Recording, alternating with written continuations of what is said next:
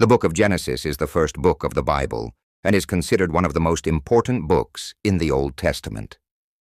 Here is an introduction to the book of Genesis. Genesis comes from the Greek word which means origin or beginning. The authorship of Genesis is traditionally attributed to Moses, but some scholars believe it may have been written by multiple authors over a period of time. The exact date of the writing of Genesis is unknown, but it is believed to have been written sometime between 1500 and 500 BCE. Genesis tells the story of creation, from the origin of the world to the early history of humanity. It includes the stories of Adam and Eve, Noah and the flood, the Tower of Babel, and the patriarchs Abraham, Isaac, and Jacob. The purpose of Genesis is to provide an account of the creation of the world and the early history of humanity, and to establish the foundation for the rest of the Bible.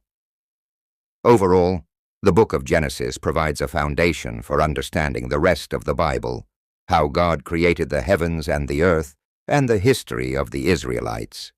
It explores themes of creation, sin, and redemption, and introduces key figures who play important roles in the biblical narrative. Genesis chapter 1 in a simplified Bible version. In the beginning, God created the heavens and the earth. The earth was empty and dark, and the Spirit of God was hovering over the water. Then God said, "Let there be light," and there was light. God saw that the light was good, and he separated the light from the darkness. God called the light day, and the darkness night. And there was evening, and there was morning, the first day. Then God said, "Let there be a space between the waters, to separate the waters from the waters." So God made the space and separated the water under the space from the water above it. And it was so. God called the space sky. And there was evening, and there was morning, the second day. Then God said, "Let the water under the sky be gathered to one place, and let the dry ground appear." God called the dry ground land, and the gathered waters seas. And God saw that it was good.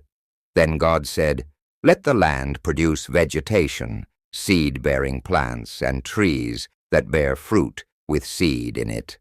And it was so. The land produced vegetation, and God saw that it was good.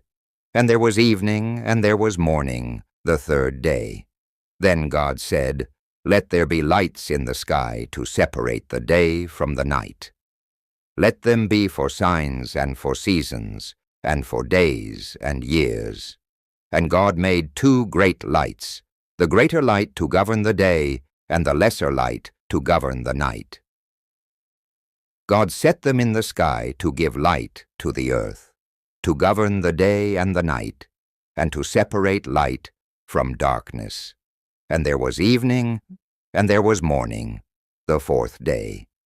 Then God said, "Let the water teem with living creatures, and let birds fly above the earth." God created the great creatures of the sea and every living and moving thing with which the water teems. God blessed them, and said, "Be fruitful and increase in numbers." And there was evening, and there was morning, the fifth day. Then God said, "Let the land produce living creatures according to their kinds, livestock, creatures that move along the ground, and wild animals." And it was so. God made the wild animals according to their kinds, the livestock according to their kinds, and all the creatures that move along the ground according to their kinds. Then God said, "Let us make man in our image, in our likeness." So God created man in his own image. In the image of God he created him. Male and female he created them. God blessed them and said to them, "Be fruitful and increase in numbers. Fill the earth and subdue it. Rule over the fish of the sea and the birds of the air, and over every living creature that moves on the ground." And God said, "I give you every seed-bearing plant on the face of the whole earth, and every tree that has fruit with seed in it. Be yours for food, and to all the beasts of the earth, and all the birds of the air, and all the creatures that move on the ground." everything that has the breath of life in it. I give every green plant for food. And it was so. God saw all that he had made, and it was very good. And there was evening, and there was morning, the sixth day. Chapter 2. The heavens and the earth were finished, and all the things in them were complete. On the seventh day, God finished the work he had been doing, and he rested from all his work. God blessed the seventh day and made it a special day, because on that day he rested from all the work he had done. This is the story of how the heavens and the earth were created. When the Lord God made the heavens and the earth, there were no plants on the earth, and no seeds were sprouting. There was no rain, and no man to care for the land. The Lord God formed man from the dust of the ground and breathed life into him, and man became a living being. The Lord God planted a garden in Eden, in the east, and put the man he had formed in it.